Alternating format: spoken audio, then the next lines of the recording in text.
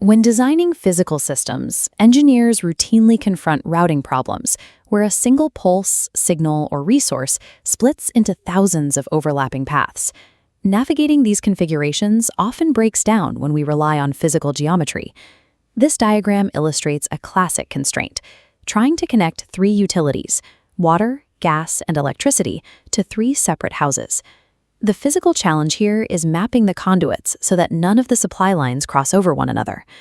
Look at the left panel of this electrical schematic.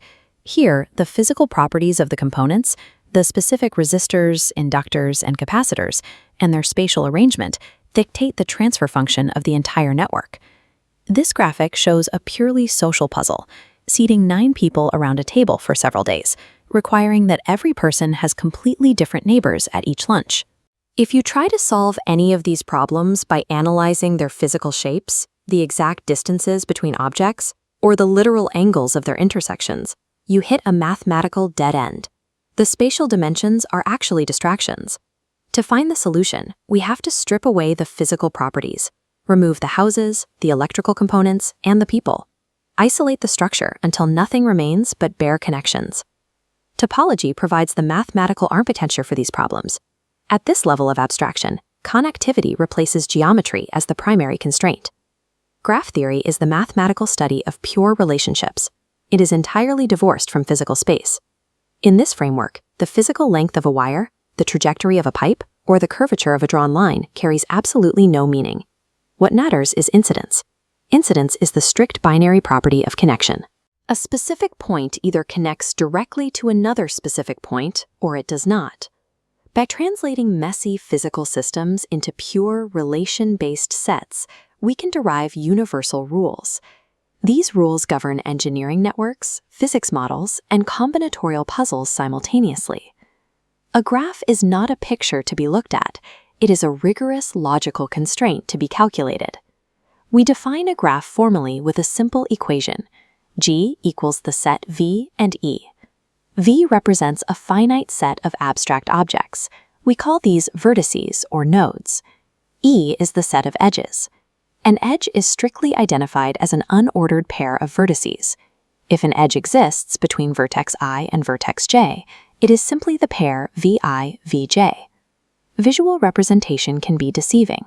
Two crossing lines do not form a mathematical intersection unless a vertex is defined in set V. They may exist on different planes. Furthermore, wildly different layouts represent the exact same graph if their incident sets match. Topology relies exclusively on the set definition. The mathematical model is entirely immune to visual distortion. In pure mathematics, theorems are often built on the assumption of a simple graph. A simple graph imposes 2 strict rules. First, it forbids an edge from looping back to connect a vertex to itself. Second, it forbids multiple distinct edges from connecting the same 2 vertices. Strict engineering applications, however, cannot survive under these constraints. Real-world systems require more flexibility. In this diagram, parallel edges E4 and E5 provide distinct pathways between vertices 1 and 3, vital redundancy for engineering. Now look at edge E1. This self-loop on vertex 2 is mandatory for modeling closed machine states or feedback systems. To accurately map complex engineering problems, we use a general graph, which explicitly permits both parallel edges and self-loops. To turn this abstract topology into computable data, we need a way to quantify the density of connections at any given point in the system. We do this by calculating a vertex's degree, sometimes called its valency. The degree is the exact count of edge incidences upon that node. Returning to this graph, vertices V3 and V4 each have exactly 3 edge lines terminating at their points, a degree of 3. But self-loops are an edge case. The self-loop on V2 touches the node twice, bringing its total degree to 4. A node with no connecting edges has a degree of 0. This is an isolated vertex. At the far right, vertex V5 connects to a single edge, E7. A terminal node with a degree of exactly 1 is known as a pendant vertex. Calculating these degrees translates abstract physical layouts into hard numbers. This is the bedrock required to prove the structural laws of networks. Is there an immutable rule governing the total number of connections across an entire system? We start with a single axiom. Every valid edge must possess exactly 2 endpoints.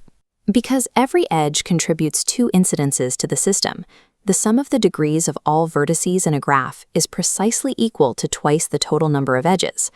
Because the total sum is twice the edge count, the sum of all degrees must always be an even integer. To understand this, we separate the graph's vertices into 2 distinct sets, nodes with even degrees and nodes with odd degrees. The total sum of the graph is simply the addition of the sum of the even set and the sum of the odd set. We know from basic algebra that adding any combination of even numbers always yields an even result. If we isolate the odd degree set in the equation, the constraints become clear. We already proved the final total sum of the entire graph is an even number. Since the even degree set is also even, the sum of the odd degree set must be an even number to balance the equation. It is mathematically impossible to add odd numbers and get an even result unless you possess an even count of those odd numbers. This is Theorem 1.1, the handshaking lemma, a fundamental law proving any valid network must contain an even number of vertices with an odd degree. We can apply this theorem back to the physical systems we started with to verify their structural integrity. Look at the right panel of this circuit model. We map calculated degree counts onto the junction points. Isolating the odd degree nodes, A, B, C, and E, we see exactly 4. 4 is an even number, satisfying the parity law. Theorem 1.1 acts as a physical boundary for network synthesis. If a proposed circuit schematic yields an odd number of odd degree nodes, an engineer knows instantly the design is invalid. It violates the laws of topology and cannot exist in physical space. We do not have to build the hardware to test the system. The mathematics grant us the power of predictive verification.